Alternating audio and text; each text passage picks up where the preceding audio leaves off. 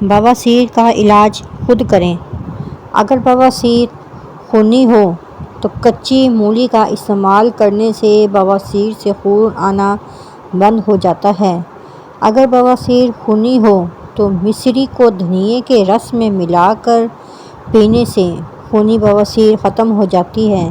اگر بواسیر خونی ہو تو پیاز کا استعمال کثرت سے کرنے سے خونی اور بادی بواسیر میں فائدہ ہوتا ہے۔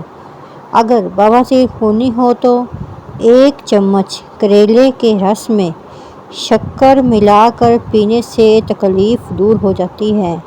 اگر بواسیر بادی ہو تو چند دن امرود کھاتے رہنے سے بواسیر ختم ہو جاتی ہے۔ اگر بواسیر بادی ہو تو چقندر کا استعمال کرتے رہنے سے بواسیر کے مسئلے جھڑ جاتے ہیں۔ اگر بواسیر بادی ہو تو زیرہ اور مصری پیس کر پانی سے پھانک لینے سے بواسیر کا درد ختم ہو جاتا ہے۔